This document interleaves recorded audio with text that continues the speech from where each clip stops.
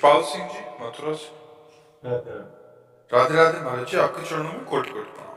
महाराज जी, ऐसा भ्रम या शंका मन में उत्पन्न होती है कि जैसे कि मैं गृहस्थ हूँ एवं सरकारी नौकरी करता हूँ, कहीं आध्यात्मिक मार्ग या भक्ति मार्ग पर चलने से अपने पारिवारिक व राजकीय दायित्व पूरा करने में समस्या ना आ जाए। नहीं, बहुत बढ़िया होगा। आपका तो बहुत छोटा पद होगा। अम्बरीश जी चक्रवर्ती सम्राट थे। भागवत में पढ़कर देखिए। मतलब आप एक प्रांत का पद होगा, वो तो पूरे चक्रवर्ती सम्राट राजाओं के ऊपर भी महाराजा बादशाह अम्बरीश जी और भगवान के महान भक्तों में मतलब दुर्वासा जी फेल हो गए उनके आगे। उनकी भक्ति और की महिमा के आगे दुर्वासा जी का तप फेल हो गया। अगर भक्ति अपने कर्तव्य से च्युत करती तो फिर ये कैसे हो सकता था। भक्ति और बल देती है, अपने कर्तव्य पालन में और प्रवीणता देती है। ये बात हमको समझनी होगी।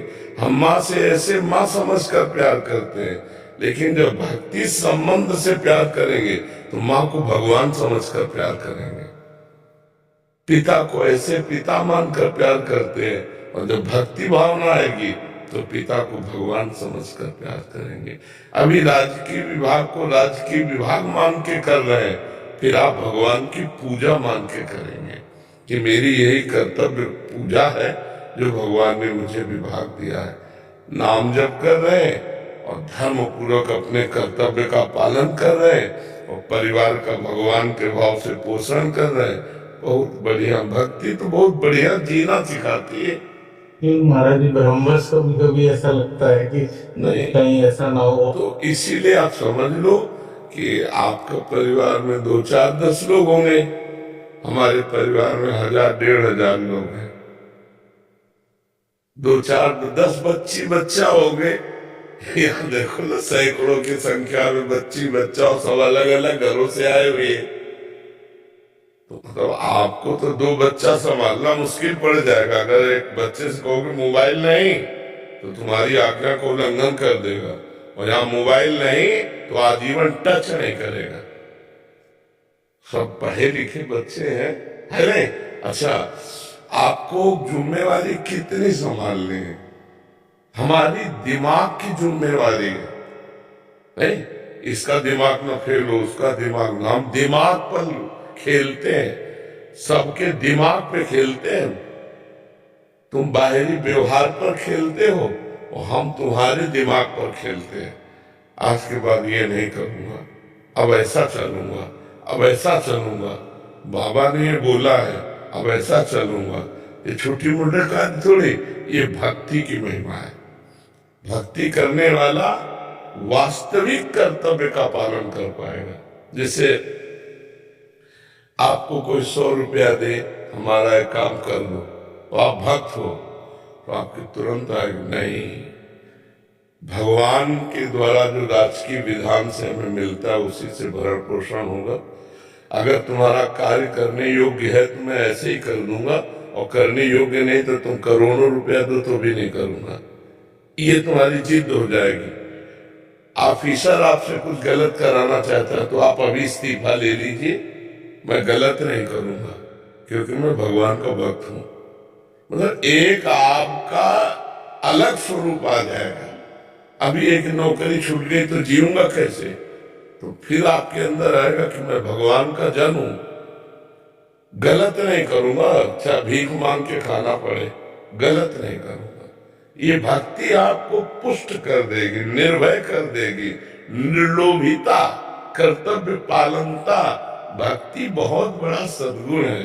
कर्तव्य का पालन। अगर मैं भगवान ने कर्तव्य दिया, हम आपको भगवान मानकर, मेरे भगवान इतने रूपों में आए और उनसे प्रेम से बात करते हैं, जो भगवान बुलवाते हैं उत्तर दे देते हैं। अपने अपने कर्तव्य का सम्यक रूप से पालन भक्ति सिखाती है। भक्ति कर्तव्य छुड़वाती नहीं है, भक्ति पुष्ट करती है। और भक्ति के पुत्र हैं ज्ञान और वैराग्य, ये भक्ति के पुत्र हैं। तो जितने ज्ञान से आपका काम चलना है, जितने वैराग्य से आपकी भक्ति पुष्ट होनी, उतने ही भगवान देंगे। गृहस्थी में एक से एक महान भागवत, एक से एक महान भागवत, मतलब एक से एक महान भागवत गृहस्थ में हुए। हमें लगता है विरक्तों से ज्यादा गृहस्थ में महाभागवत हुए। भक्तमाल अगर पढ़ी जाए तो विरक्तों से ज्यादा गृहस्थ महान उत्तम स्थिति को प्राप्त हुए। पर बहुत जोर की भगवान की भक्ति उनके हृदय में। चीदर चिदरानी जी नाम के भगत भक्तमाल जी में आते हैं, तो पीपा जी और सीता सहचरी जी उनके यहाँ दर्शन करने गए। उनकी भक्ति की महिमा सुनकर उनकी हालत ये थी कि संत जन आते रहते थे तो सब तो अर्थ नहीं रह गया था, घर में खाने को नहीं रह गया था, दरवाजा खिड़की नहीं रह गए थे, वो भी उखाड़ के बेच चुके, संत सेवा कर चुके थे। अब जब पीपा जी सीता से चली आई तब चीदर जी अपनी पत्नी से चिदरानी जी से कहा, आज संत भूखा जाएगा, क्योंकि कोई उधार देगा नहीं और घर में कुछ है नहीं जो बेच दे। तो आज हमारा नियम टूट जाएगा कि संत कभी भूखा दरवाजे से नहीं जाना चाहिए। और इतने बड़े संत पीपा जी सीता से चले तो उनकी पत्नी ने जानो क्या कहा, भूखे नहीं जाएंगे, हमारा एक वस्त्र है शरीर में, कुछ देखने लायक है, मतलब थोड़ा ठीक है। क्योंकि चीदर जी की तो पटी भ्रुपटी धोती लपटी हुई थी तन में, उन्होंने अपना वस्त्र उतार दिया और कहा बाजार में बेच दो, चना गुड़ तो मिल जाएगा, कुछ तो मिल जाएगा, भूखे तो नहीं जाएंगे। भगवान की कृपा से वो बिक गया तो उसी का दाल चावल लाए बनाया और रज के पात्र में जो उनके सामने, तो सीता से जिनका भक्ता इनको भी बुला ले आई। उनका नहीं मैं बुला के लाती हूँ। अंदर गए तो देखा रसोई में निर्वस्त्र बैठे, आंखों से आंसू चल रहा है, मुख से भगवान का नाम चल रहा है। सीता से समझ गई घर की हालत देख के, तो उनका सखी तुम निर्वस्त्र क्यों बैठी हो? तो उन्होंने आंख खोल के देखा, कहा हमने तो सुना था आप द्वारिकाधीश का साक्षात्कार करके आई होगी, तो द्वारिकाधीश की चर्चा करोगी क्या? इस नाशवान शरीर की चर्चा शुरू कर दी, तो नंगा ही पैदा हुआ था, मरेगा तो ऐसे ही जल जाएगा, इसकी चर्चा क्या? भगवान की चर्चा। कितने महान भक्त। सीता सहचरी जी लौट के आए पीपा जी के पास, काम में बताया कि हम तो समझते थे कि राज रानी है, महल सब कुछ त्यागा, लेकिन इनके त्याग के आगे हमारा किनका भी त्याग नहीं है। अपने शरीर के वस्त्र को बेचकर ये भोजन आया है। भक्ति सर्वस्व त्याग, सर्वस्व बलिदान और निष्ठा।